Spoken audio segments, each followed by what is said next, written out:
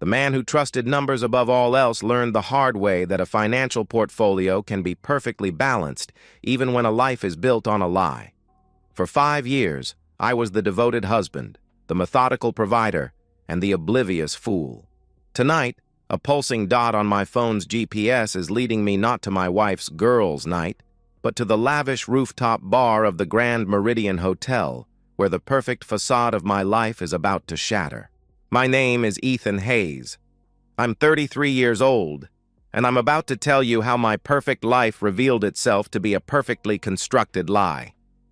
I'm a senior accountant, the kind who works from home, managing corporate tax portfolios for mid-sized businesses while wearing pajama bottoms and a dress shirt for video calls. I color-code my expense reports. I never miss a deadline.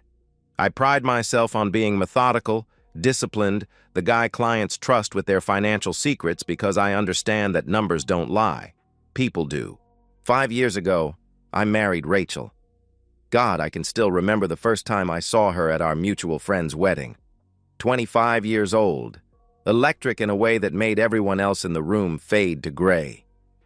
She was holding court by the bar, telling some story that had 3 guys hanging on every word, her laugh cutting through the reception hall's music like champagne bubbles rising to the surface. When she caught me staring, she winked. Just like that. No hesitation, no games, just pure, unfiltered confidence. "You look like you need rescuing from a boring conversation," she said, sliding up next to me during the cocktail hour. "I wasn't having any conversation," I admitted. "Even worse," she laughed, handing me a drink I hadn't asked for. "I'm Rachel. You're going to dance with me later." And I did. All night. We were good for 2 years. Really good. She worked full-time at a digital marketing agency downtown, and we'd created this perfect rhythm in my modest starter home, the one I'd bought 3 years before meeting her, back when I thought success meant having a mortgage. She'd blast music while cooking weekend dinners, dancing around my kitchen with a wooden spoon as a microphone. We'd binge-watch crime documentaries, her head on my chest, solving murders before the second commercial break. We talked about kids, about upgrading to a bigger house, about growing old together. Then, in our 3rd year of marriage, everything shifted. "I can't do it anymore, Ethan," she sobbed one Thursday night, mascara streaking down her face. "My boss is toxic. The stress is killing me. I throw up every morning before work." I held her while she cried, feeling her whole body shake against mine. "Then quit," I suggested. "We'll figure it out." "But the mortgage, the bills," she protested weakly. "I make enough. More than enough. You focus on us, on building a real home. Take some time to figure out what you really want," I assured her. The relief in her eyes was immediate. "You mean it? You'd do that for me?" she asked. "Rachel, I'd do anything for you," I replied. I meant it, every word. That was 2 years ago. Now, in our 5th year of marriage, I work 50 to 60 hours a week from my home office while Rachel exists in an entirely different orbit. She wakes up at 10, sometimes 11, spends 2 hours at the gym, and Christ, she's gotten fit. Her body is tighter, more toned than when we met. I used to feel pride when other men noticed. Used to. Her days are filled with lunches that last 3 hours, shopping trips that max out credit cards I pay off monthly, and an endless rotation of girls' nights with Maya, Simone, and Jess, her friends, who all somehow managed to not work while living in designer clothes. I never questioned where their money came from. Never questioned much of anything. I pay for everything.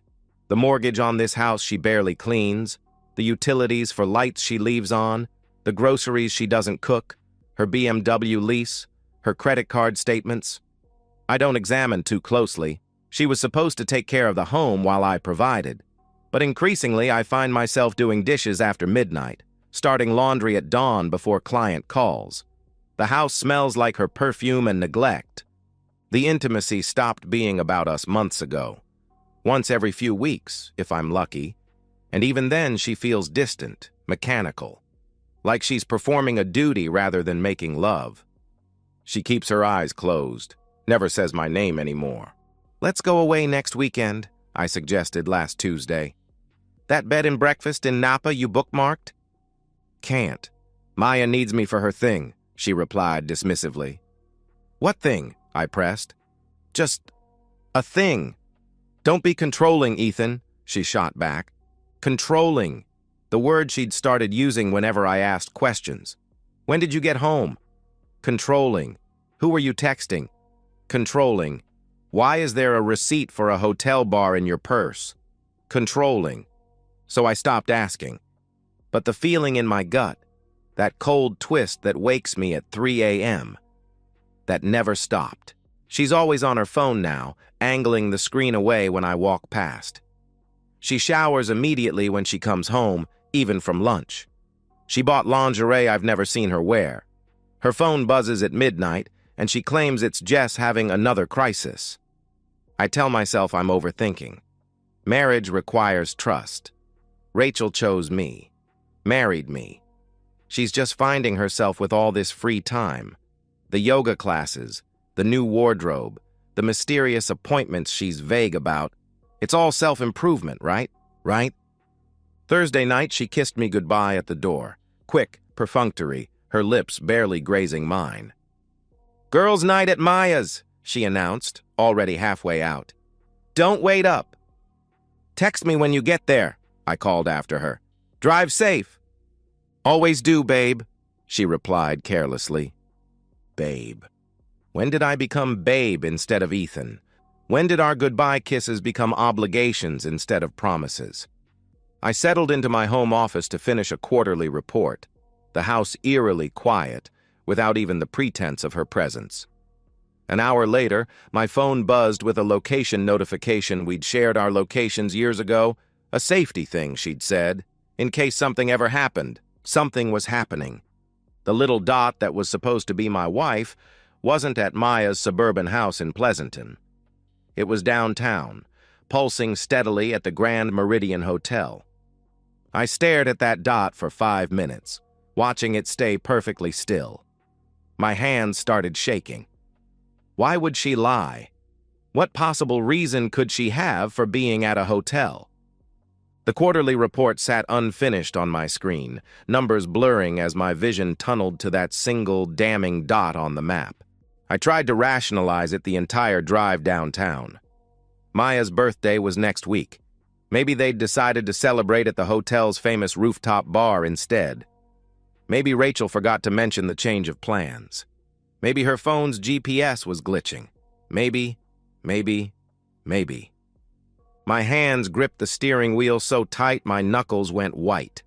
20 minutes through Thursday night traffic, every red light an eternity, every rational thought fighting against the sick certainty spreading through my chest. The Grand Meridian's glass tower reflected the city lights like accusations I wasn't ready to face. I parked 3 blocks away, didn't want her to spot my car if she happened to leave. The walk felt both endless and too quick, my footsteps echoing against concrete, matching my hammering heartbeat. The hotel lobby was all marble and modern art, the kind of place that charges $30 for a martini and makes you feel underdressed in anything less than Armani. The elevator to the 24th floor took 43 seconds. I counted every one. The doors opened to Eden, or hell, depending on your perspective. The rooftop bar throbbed with bass-heavy music and amber lighting that made everyone look like they were filmed through honey-young professionals clustered around high-top tables, gesturing with cocktails that cost more than most people's hourly wage. The windows offered a panoramic view of the city, lights twinkling like fallen stars. I scanned the room methodically, the accountant in me cataloging faces, positions, exits, booth by booth, table by table, until... There, corner booth, pressed against floor-to-ceiling windows. Rachel was straddling someone's lap, her dress hiked up to mid-thigh, her body moving in a rhythm I recognized but hadn't felt directed at me in months. The man beneath her, tall, athletic, with that carefully styled hair that screamed money, had his hands on her waist, her neck, pulling her deeper into a kiss that looked like they were trying to devour each other. My vision went red, then white, then crystal clear. I pulled out my phone, some primitive instinct overriding the shock. The record button felt like a trigger under my thumb. I captured everything. 30 seconds of her fingers in his hair, 15 seconds of his hand sliding higher up her thigh, 10 seconds of her throwing her head back in laughter at something he whispered. The kind of laugh she used to give me, back when I was enough. 1 minute? 2. They were so lost in each other they wouldn't have noticed if the building caught fire. I walked forward, each step deliberate, controlled. 3 feet away, close enough to smell her perfume, the one I bought her for Christmas, mixed with his cologne. "Hey, babe," I said, my voice cutting through their bubble. 2 words! That's all it took to shatter their world like I'd thrown a brick through the window. Rachel's head snapped up so fast, she might have given herself whiplash. The color drained from her face like someone pulled a plug, leaving her looking ghostly under the bar's amber lights. She scrambled off his lap, knocking over a martini glass in her panic. It shattered on the floor, gin pooling across the table like spilled secrets. "Ethan? What? Why are you here?" she stammered, her voice high with panic. The man looked irritated, confused, like I was interrupting something important. "Who the hell is this?" he demanded. I kept my voice deadly calm. "I'm her husband." You could have heard a pin drop in the sudden bubble of silence around us, even with the music still pounding. The man's jaw literally dropped, a cliché I'd never seen in real life until that moment. He looked at Rachel, then back at me, his face cycling through confusion, understanding, and panic. "You're married?" he shouted at her. "You told me you were divorced." I held up my phone, turned the screen toward them. The video played on repeat, their passionate embrace in perfect HD clarity. "Got everything on camera, Derek," I announced. I'd seen the name on her phone earlier that week, a text preview that popped up during dinner. "Can't wait to see you Thursday, Derek." She'd grabbed her phone so fast she knocked over her wine. Derek Lawson, I could tell from his reaction he was someone who mattered, someone with a reputation to protect, stood up, hands raised like I was pointing a gun at him instead of a phone. "Look, man, I had no idea," he started explaining frantically. "She said she was single. I swear I wouldn't—" I didn't let him finish. My fist connected with his jaw with 5 years of suppressed suspicions behind it. He stumbled backward, crashed into the booth, his expensive suit suddenly not providing much protection. I hit him again. Ribs, stomach, the soft spots that would hurt for weeks. He tried to block, but I was running on pure adrenaline and betrayal, a combination that made me feel invincible. He collapsed to the floor, curled up, groaning. Designer shoes scuffed, silk tie askew. Mr. Perfect reduced to a whimpering mess on sticky bar carpet.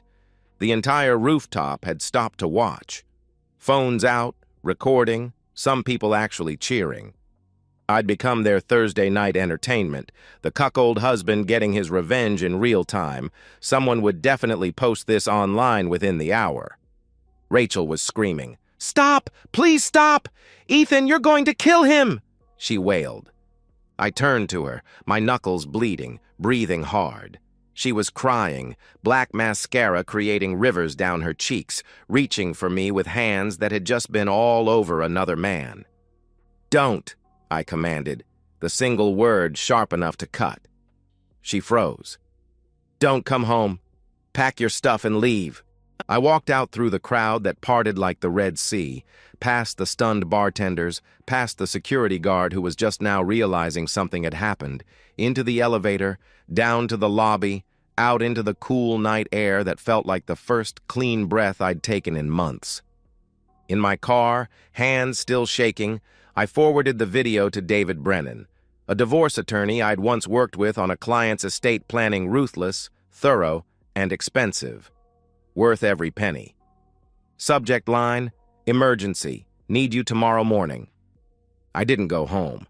Couldn't face our bed, our kitchen, our life that was now just evidence of my stupidity.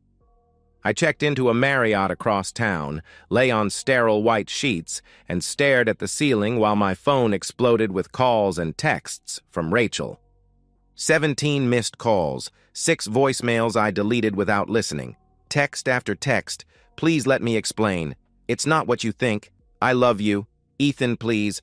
I'm sorry. Please come home. At 2 a.m., David Brennan replied, "Saw the video. Don't delete anything. Don't talk to her. Come to my office at 8 a.m. We're going scorched earth." Scorched earth. I like the sound of that. Friday morning, 8 a.m.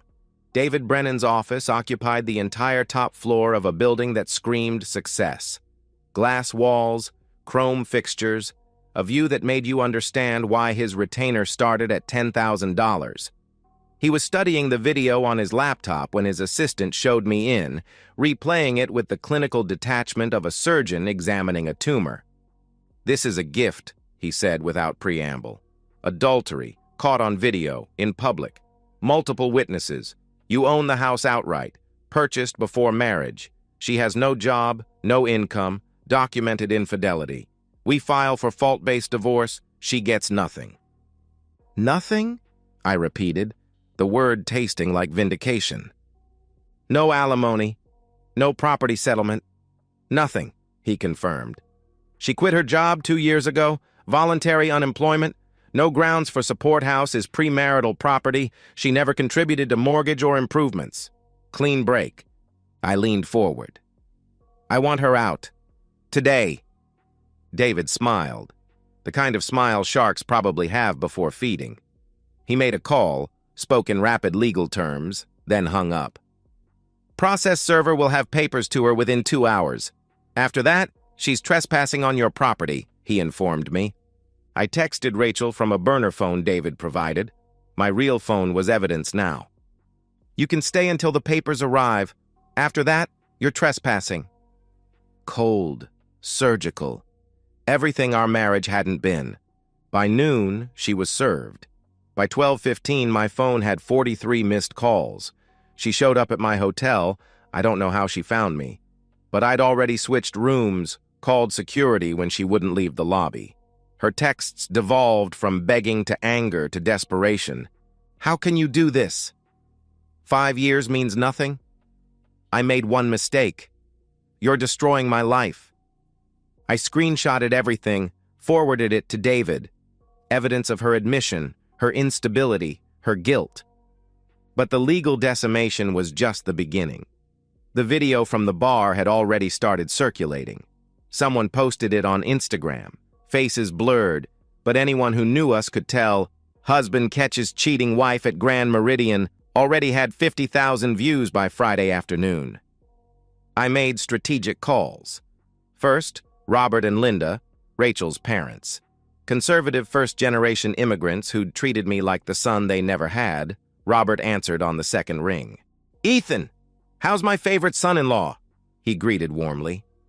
"Robert, I need to tell you something." "About Rachel," I said carefully. Silence. Then, "What has she done?" he asked, his voice already heavy with dread. He knew. Somehow, he already knew. "Parents always do," I explained calmly, offered to send the video as proof. He stopped me. "No, I believe you. I'm sorry, Ethan. We raised her better than this," he said quietly. Within hours, Rachel's parents disowned her. Her mother, who'd babied her, defended her, enabled her, left a single voicemail that Rachel played on speaker when she was begging me to answer. "You've brought shame to this family. Don't contact us again." Next, the friend group. Maya was horrified when I told her Rachel had used her as an alibi. "She was supposed to be at my house?" Maya exclaimed. "Ethan, I haven't seen her in 2 weeks." The group chat exploded. Simone and Jess had suspected something. Rachel had been distant, secretive, always on her phone during their lunches. When they saw the video, they cut her off completely. Blocked her number, removed her from group chats, unfriended her on everything. Derek Lawson fared no better. The video reached his workplace. Someone recognized him and forwarded it to HR. Turns out Derek was a pharmaceutical sales director with a history of inappropriate relationships. This public scandal gave them grounds for termination. His $180,000 salary gone. His reputation in the industry destroyed. His LinkedIn updated to seeking opportunities within a week. Rachel was living in an extended stay motel, paying with credit cards I'd canceled. She had no savings. Why would she, when I covered everything? No job references after 2 years of unemployment, no support system. Her carefully curated Instagram life collapsed to nothing. The divorce proceeded with brutal efficiency. Rachel got a public defender who tried arguing for temporary support, but David demolished every argument with evidence and documentation. The judge, a woman who'd clearly seen too many cheating spouse cases, reviewed the video once and ruled in my favor on every point. "Mrs. Hayes," the judge addressed Rachel, looking over her glasses at Rachel, who sat hunched in a borrowed suit.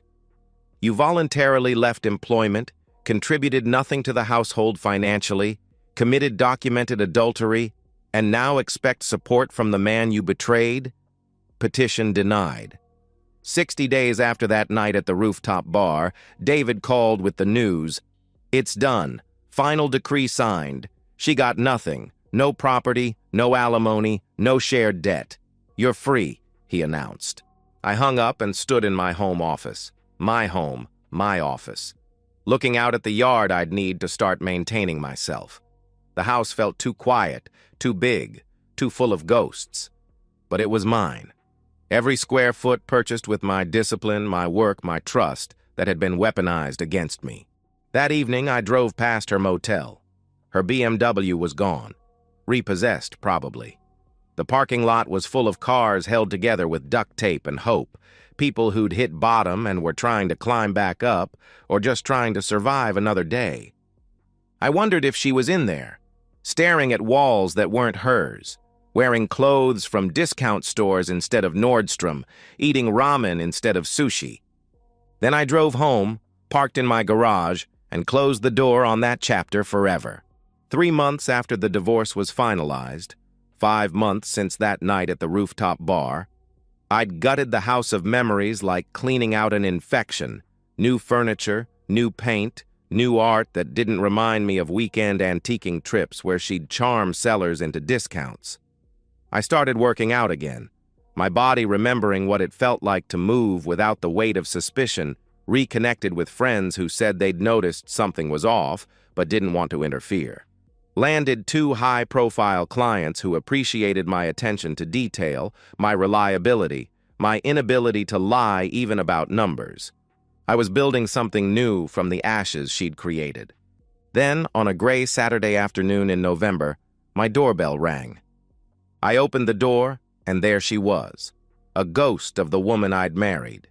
She'd lost weight, the kind that comes from stress, not gym sessions. Her hair hung limp, unstyled. She wore Walmart clothes that didn't fit right, the kind you buy when you need something clean more than something flattering. Her eyes were hollowed out, red-rimmed, ancient. "What do you want?" I asked, my voice flat, emotionless. I'd practiced this moment 100 times in my head. In some versions, I slammed the door. In others, I laughed. In reality, I felt nothing. "Can I come in?" she pleaded. "Please, just for a minute. I need to talk to you." I could have refused, should have. But some perverse curiosity made me step aside. I let her into the foyer, no further. She didn't deserve to see what I'd built without her. She looked around at the changes visible from the entrance, her face crumpling. "You've changed everything," she observed, her voice breaking. "Fresh start," I replied simply. "Ethan, She took a shaky breath. "I wanted to tell you I'm sorry. I know it doesn't mean anything now, but I need you to know I'm sorry for what I did, for how I treated you, for everything." "For cheating on me?" I cut in, my voice turning sharp, surgical. "For lying about where you were going? For letting me pay for your entire life while you met another man?" She flinched like I'd slapped her. Tears spilled down her cheeks, not the pretty tears she used to deploy during arguments, but ugly, desperate ones. "I know," she sobbed. "I was selfish. I was stupid. I took you for granted. I thought I could have everything. The security you gave me and the excitement with Derek, I convinced myself I deserved it. That you wouldn't find out. That somehow it would all work out. That you could get away with it. I finished for her. Yes, she admitted, her voice breaking completely. And I'm paying for it. I've lost everything, Ethan. My parents won't speak to me. They told the rest of the family I'm dead to them. My friends want nothing to do with me. I'm working retail at a discount store for $14 an hour.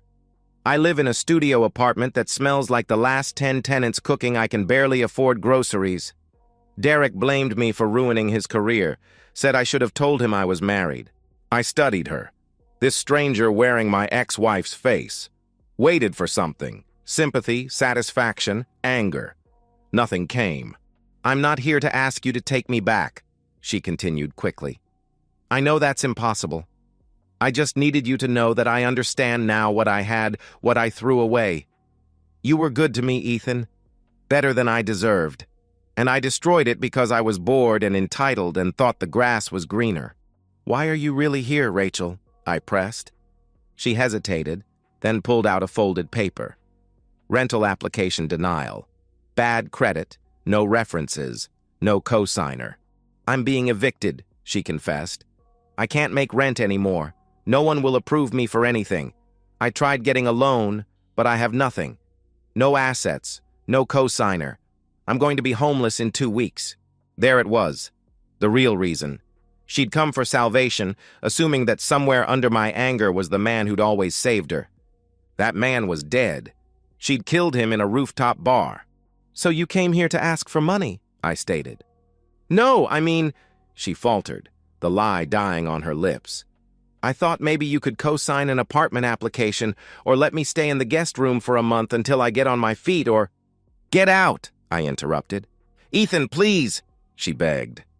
You made your choices, I said firmly. You chose to cheat. You chose to lie. You chose to throw away a marriage where you had everything because you wanted the thrill of sneaking around, and now you're facing the consequences. I'm not your safety net anymore. I have nowhere to go, she wailed. That's not my problem, I replied coldly. I opened the door wider, November air rushing in cold and unforgiving. You have 2 minutes to leave before I call the police for trespassing, I warned. She stared at me, searching for any crack in my resolve, any hint of the man who used to love her. She found stone. Finally, she turned and walked out, shoulders shaking with sobs that might have moved me once. I closed the door, locked it, leaned against it for a moment. My hands were steady. My heart rate was normal. I didn't feel triumphant or cruel. I felt free. I walked to my home office, opened my laptop, and got back to work. Rachel's problems weren't mine anymore. They never would be again. 1 year after that final confrontation, 16 months since the night at the rooftop bar, I sit on my deck, the October morning crisp and clean. The backyard I've transformed into my personal sanctuary spreads before me. New landscaping, a fire pit where friends gather on weekends, an outdoor kitchen where I've learned to cook for myself and others. My coffee tastes like victory and peace. The promotion to partner came with a 6-figure raise and profit sharing that would have made Rachel salivate. I mentor junior accountants now, teaching them about numbers but also about value, knowing their worth, protecting their assets, recognizing when someone's books don't balance in more ways than one. I volunteer at a financial literacy nonprofit, teaching people to spot financial abuse in relationships, to maintain independence, to never become someone's meal ticket or mistake their wallet for love. Elena and I have been dating for 4 months.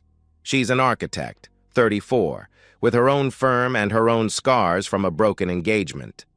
We take things slow, neither of us eager to repeat past mistakes.